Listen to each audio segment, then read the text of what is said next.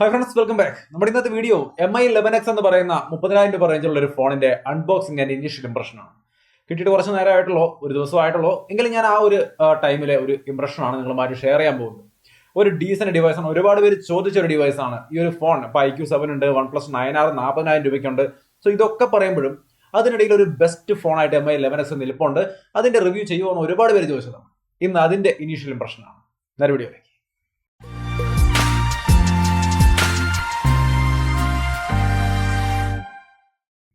Hi, അപ്പൊ നമുക്ക് ആദ്യം ബോക്സ് ഒന്ന് ഓപ്പൺ ചെയ്തിട്ട് അതിനകത്ത് എന്തൊക്കെയാണ് ഉള്ളതെന്ന് വിശദമായിട്ട് നോക്കാം. അത് കഴിഞ്ഞിട്ട് ഇതിന്റെ ഓരോരോ കാര്യങ്ങളായിട്ട് ഞാൻ പറയാം. അപ്പൊ ആദ്യമായിട്ട് നമ്മൾ ബോക്സ് ഓപ്പൺ ചെയ്യുമ്പോൾ ഒരു കേസ് പതിവ് പോലെ ഇതിനകത്ത് നമ്മുടെ ഫോണിന്റെ കേസാണ്. നോക്കാം. ഫോൺ നമുക്ക് മാറ്റിവെക്കാം. ചാർജർ നമുക്ക് വരുന്നത് 33 വാട്ട് ഫാസ്റ്റ് ചാർജറാണ്. സോ ഒരു നോർമലായിട്ട് ഒരു മണിക്കൂറിനുള്ള ഒരു മണിക്കൂർ 50 മിനിറ്റ് അല്ലെങ്കിൽ ഒരു മണിക്കൂർ ആ ഒരു ടൈം കൊണ്ട് ഫോൺ ഫുള്ളായിട്ട് ചാർജ് ചെയ്യാൻ കഴിവുള്ള ഒരു ചാർജറാണ്. 33 വാട്ട് ചാർജർ. ടൈപ്പ് സി കേബിളും കാര്യങ്ങളൊക്കെ ഉണ്ട്. നമുക്ക് കാണാം, ടൈപ്പ് സി കേബിളും കാര്യങ്ങളാണ് ഇതിന്റെ ഒപ്പം വരുന്നത്. ഒരു അഡാപ്റ്റർ, അതായത് നമ്മുടെ 3.5mm ഹെഡ്ഫോൺ ജാക്ക് ഇല്ല, പക്ഷെ അഡാപ്റ്റർ അവർ തന്നിട്ടുണ്ട് കേട്ടോ. സോ അതൊരു നല്ല കാര്യമാണ്.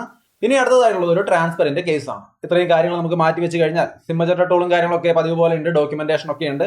ഇതൊക്കെ മാറ്റി വെച്ചാൽ നമുക്ക് ഫോണിലേക്ക് വരാം. സോ നമ്മുടെ MI11X നമ്മൾ കയ്യിലേക്ക് എടുക്കുകയാണ്. സോ ഇതാണ് നമ്മുടെ MI11X. കാണാൻ അത്യാവശ്യം നല്ല ഒരു ലുക്കും കാര്യങ്ങളൊക്കെ ഉണ്ട്. സോ ഡിവൈസ് എനിക്ക് ഇഷ്ടപ്പെട്ടു. നല്ല ഒരു തിളക്കവും കാര്യങ്ങളൊക്കെ ഉണ്ട്. ഇച്ചിരി തിളക്കം കൂടിപ്പോയോന്നുള്ളൂ. ഇതൊരു മിറർ ഫിനിഷ് അല്ല, ബ്ലാക്ക് സ്റ്റൈൽ അല്ല, ഒരു മാറ്റ് ഫിനിഷ് ഉള്ളതാണ് നമ്മൾ എടുത്തിരിക്കുന്നത് കേട്ടോ. അപ്പൊ ഒരു അത്യാവശ്യം നിങ്ങൾക്ക് ഇവിടെ കാണാൻ പറ്റുന്നുണ്ടോ അറിയില്ല, എന്തായാലും വിഷ്വലിൽ നിങ്ങൾക്ക് കാണാം ഫോൺ എങ്ങനെയുണ്ടെന്നുള്ളത്. അത്യാവശ്യം നല്ല സ്റ്റൈൽ ആൻഡ് ലുക്ക് ആയിട്ടുണ്ട്. ഇതിന്റെ ക്യാമറ മോഡുകളൊക്കെ ഒരു ഗ്ലാസ് ഡിസൈൻ ആണ് കൊടുത്തിരിക്കുന്നത്. അതിന്റെ ആ ഒരു ചുറ്റുമുള്ള ഒരു റൗണ്ടിനൊക്കെ ഒരു അടിപൊളി ലെവലായിട്ടുണ്ട് കാണാൻ എന്തായാലും അടിപൊളിയാണ്. ഒപ്പം തന്നെ ഇത് ഇത്തവണ ലൈറ്റ് വെയിറ്റ്, സ്ലിം തുടങ്ങിയ കാര്യങ്ങളൊക്കെ ബാധിക്കുന്നുണ്ടെന്ന് തോന്നുന്നു. വളരെ കംഫർട്ടബിൾ ആണ് ഈ ഒരു ഫോൺ. കൃത്യമായിട്ട് ഇതിന്റെ വെയിറ്റും കാര്യങ്ങളും പറഞ്ഞു കഴിഞ്ഞാൽ 196 ഗ്രാം വെയിറ്റും 7.8 mm തിക്നെസ്സുമാണ്. സോ ഒരു ഓവറോൾ ഒരു ഗുഡ് ഇൻ ഹാൻഡ് ഫീൽ ഉണ്ട്. ഒരു ബൾക്കി ഫോണൊന്നും അല്ല, നമുക്ക് കയ്യിൽ പിടിക്കാനും യൂസ് ചെയ്യാനും ഒക്കെ കംഫർട്ടബിൾ ആയ നല്ലൊരു ഫോണാണ്. സോ ഏത് ഫോണായാലും ഞാനൊരു ഫസ്റ്റ് പ്രിഫറൻസ് കൊടുക്കുന്ന കാര്യം അതാണ്. ആ കാര്യത്തിൽ ഇത് ഓക്കെയാണ്. ഗൊറില്ല ഗ്ലാസ് 5ന്റെ പ്രൊട്ടക്ഷനും കാര്യങ്ങളൊക്കെ ഇതിന്റെ ഡിസ്പ്ലേക്ക് വരുന്നുണ്ട്. സോ വളരെ സേഫ് ആയ ഒരു നല്ല ക്വാളിറ്റി ഉള്ള ഒരു ഡിസൈനും ഡിസ്പ്ലേയും ഒക്കെയാണ് ഈ ഒരു ഫോണിൽ വരുന്നത്. 6.67 ഇഞ്ച് വരുന്ന full HD plus AMOLED display ആണ് ഈ ഒരു ഫോണിലുള്ളത്. MEMC ടെക്നോളജി ഒക്കെ വരുന്നുണ്ട്. അതായത് ഫ്രെയിം ഇന്റർപോളേഷൻ, അതായത് ഇപ്പോൾ നമ്മളൊരു വിഷ്വൽ കാണുകയാണ്, ആ വിഷ്വൽ റെസൊല്യൂഷൻ കുറവാണെങ്കിൽ അതിനെ കൂട്ടി നമുക്ക് കാണിച്ചു തരാനുള്ള ഒരു ടെക്നോളജിയാണ് ഈ MEMC ടെക്നോളജി. അതൊക്കെ ഇതിന്റെ ഡിസ്പ്ലേയുടെ ഭാഗത്ത് വരുന്നുണ്ട്. 120 ഹെർട്സിന്റെ റീഫ്രഷ് റേറ്റും 360 ഹെർട്സിന്റെ ടച്ച് സാമ്പിളിംഗ് റേറ്റ് ഒക്കെ ഉണ്ട്. സോ ഓവറോൾ നമുക്ക് ഇതിന്റെ UI സ്ക്രോൾ ചെയ്യുമ്പോൾ ഒരു എഫക്റ്റ് ഒക്കെ വളരെ സ്മൂത്ത് ആയിട്ട് കിട്ടുന്നുണ്ട്.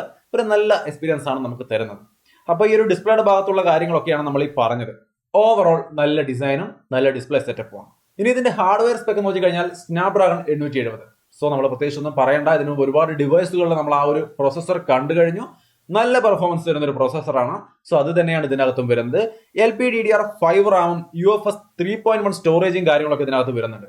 6GB റാം 128GB സ്റ്റോറേജ് ഉണ്ട്, 8GB റാം 128GB സ്റ്റോറേജ് ഉണ്ട്. സോ ഓവറോൾ നല്ലൊരു സെറ്റപ്പിലാണ് ഈ ഒരു ഫോണിന്റെ വരവ്. ജസ്റ്റ് ഇതിന് കൂടുതൽ കാര്യങ്ങൾ പറയുന്നതിന് മുമ്പ് ഇതിന്റെ ഒരു ഓവർവ്യൂ ജസ്റ്റ് ഒന്ന് കാണിച്ചു തരാം. നമ്മൾ സാധാരണ ആദ്യം ഓവർവ്യൂ കാണിക്കാറുണ്ട്. മെയിൻ ഘടകങ്ങൾ പറഞ്ഞതിന് ശേഷമാണ് ഞാൻ ഓവർവ്യൂയിലേക്ക് വരുന്നത്. താഴെ നിങ്ങൾ നോക്കിയാൽ സിം ട്രേ ഉണ്ട്. സിം ട്രേയിൽ 2 സിം കാർഡാണ്, മെമ്മറി കാർഡ് ഓപ്ഷൻ ഇല്ല. So 6GB Ram 128GB storage അല്ലെങ്കിൽ 8GB റാം 128GB സ്റ്റോറേജ്, എങ്ങനെയായാലും 128GB സ്റ്റോറേജ് ആണ് കിട്ടുക. മെമ്മറി കാർഡിന്റെ ഓപ്ഷൻ ഇല്ല. ടൈപ്പ് സി പോർട്ടും കാര്യങ്ങളുണ്ട്. 3.5mm ഹെഡ്ഫോൺ ജാക്ക് ഇല്ല. നേരത്തെ കണ്ട അഡാപ്റ്റർ നമുക്ക് യൂസ് ചെയ്യാം. സ്പീക്കർ ഗില്ല് താഴെയും മുകളിലും വരുന്നുണ്ട്. സോ സ്റ്റീരിയോ സ്പീക്കറും കാര്യങ്ങളൊക്കെ ഉള്ള ഒരു ഡിവൈസ് ആണ്. റൈറ്റ് സൈഡിലേക്ക് വന്നു കഴിഞ്ഞാൽ സൈഡ് മൗണ്ടഡ് ഫിംഗർ പ്രിന്റ് സെൻസറും വോളിയം റോക്കേഴ്സും റൈറ്റ് സൈഡിൽ കാണാം. ലെഫ്റ്റ് സൈഡിൽ പ്രത്യേകിച്ച് ഒന്നുമില്ല, ക്ലീൻ ആണ്. ഇനി ഈ ഒരു സ്റ്റീരിയോ സ്പീക്കർ എന്ന് പറയുമ്പോൾ പലപ്പോഴും ക്വാളിറ്റി ഒരു കൺഫ്യൂഷൻ വരാറുണ്ട്. നല്ല ക്വാളിറ്റി ആണോ? തീർച്ചയായിട്ടും നല്ല ക്വാളിറ്റിയാണ്. ഞാനിപ്പോൾ ചെറുതായിട്ടൊന്ന് നോക്കി, ബട്ട് കുറച്ച് അങ്ങോട്ട് യൂസ് ചെയ്യട്ടെ. നന്നായിട്ട് യൂസ് ചെയ്തതിന് ശേഷം നമ്മൾ അതിന്റെ ഒരു ഫൈനൽ റിവ്യൂലേക്ക് വരുമ്പോൾ ഞാൻ കൃത്യമായിട്ട് പറയാം എങ്ങനെയുണ്ടെന്നുള്ള കാര്യം. എന്തായാലും ഇനീഷ്യലി ഞാൻ ടെസ്റ്റ് ചെയ്തപ്പോൾ നല്ലൊരു ക്വാളിറ്റിയാണ് നമുക്ക് ഫീൽ ചെയ്തത്. 2 സൈഡിലും നല്ല രീതിയിൽ സൗണ്ട് ഒക്കെ കേൾക്കുന്നുണ്ട്. ഒരു ഇഷ്യൂസ് ഒന്നും ഇപ്പോഴേക്കും ഞാൻ കണ്ടില്ല. ഇനി ഇതിന്റെ പെർഫോമൻസിൽ മെയിൻ ഘടകമായ ഗെയിമിംഗ്, നമ്മൾ നോർമൽ യൂസിന് സ്മൂത്ത് ആണ് കാര്യങ്ങളാണെന്നൊക്കെ പറഞ്ഞു. ഗെയിമിങ്ങിന് എങ്ങനെയാണെന്ന് ചോദിച്ചു കഴിഞ്ഞാൽ കിട്ടി ഈ നേരം കൊണ്ട് ഞാൻ കുറച്ച് നേരം PUBG ഒക്കെ കളിച്ച് നോക്കി, ബൂട്ട് ക്യാമ്പ് ലാൻഡിംഗ് ഒക്കെ ചെയ്ത് നോക്കി. അതിന്റെ FPS ടെസ്റ്റ് ഞാൻ നടത്തി നോക്കി. അതായത് ഫ്രെയിം പെർ സെക്കൻഡ് ആ ഫ്രെയിം എങ്ങനെയുണ്ട്, ഫ്രെയിം ഡ്രോപ്പ് വരുന്നുണ്ടോന്നൊക്കെ FPS മീറ്റർ ഇട്ടുകൊണ്ട് തന്നെ ടെസ്റ്റ് ചെയ്തു.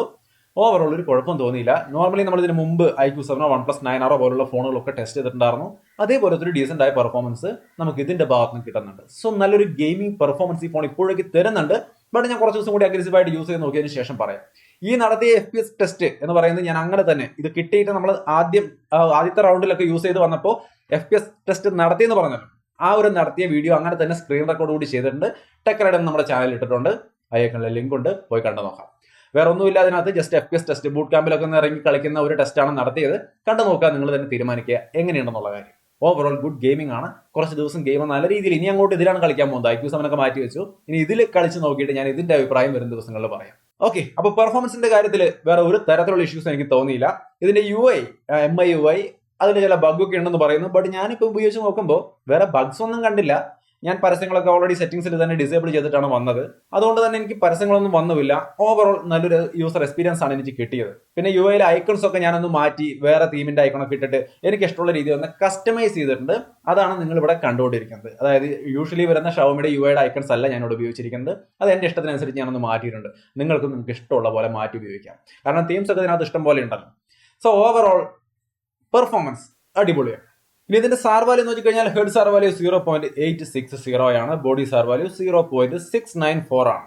അതേപോലെ തന്നെ ഇതിനകത്ത് വരുന്ന മറ്റു ചില പ്രധാന ഘടകങ്ങൾ എന്ന് പറയുന്നത് 5G N77 N78 വരുന്നുണ്ട്, Bluetooth 5.1, Wi-Fi 6, dual stereo speaker, Dolby Atmos, അതേപോലെ ഡുവൽ 4G വോൾട്ടി, Wi-Fi 6ന്റെ ഒപ്പം Wi-Fi കോളിംഗ് പോലുള്ള സൗകര്യങ്ങളും ഇതിനകത്ത് വരുന്നുണ്ട്. നാവിക് പോലുള്ള സംവിധാനങ്ങളുണ്ട്, അത് GPS-ന്റെ ഇന്ത്യൻ വെർഷൻ നാവിക് ഉണ്ട്. IP53 വാട്ടർ റെസിസ്റ്റൻസ് സംവിധാനമുണ്ട്, എന്ന് വെച്ചാൽ വെള്ളത്തിൽ മുക്കാമെന്നല്ല, അത്യാവശ്യം വെള്ളമൊക്കെ വീണാലും വലിയ കേടുപാടൊന്നും പറ്റില്ല, ആ രീതിയിലുള്ള ഒരു സംഭവമൊക്കെ ഇതിനകത്ത് വരുന്നുണ്ട്. സോ ഓവറോൾ മെയിൻ ആയിട്ടുള്ള ഘടകങ്ങൾ ഇതൊക്കെയാണ്. OTG കേബിളും കാര്യങ്ങളൊക്കെ സപ്പോർട്ട് ചെയ്യുന്നുണ്ട്. യാതൊരു ഇഷ്യൂസും ഈ ഭാഗത്തൊന്നുമില്ല. ക്യാമറ ടു API പോലുള്ള സംവിധാനങ്ങളും ഇതിനകത്ത് വരുന്നുണ്ട്. ഇനി നമുക്ക് ഇതിന്റെ ഫിംഗർ പ്രിന്റ് സെൻസറിന്റെ പെർഫോമൻസ് ഒന്ന് കാണാം.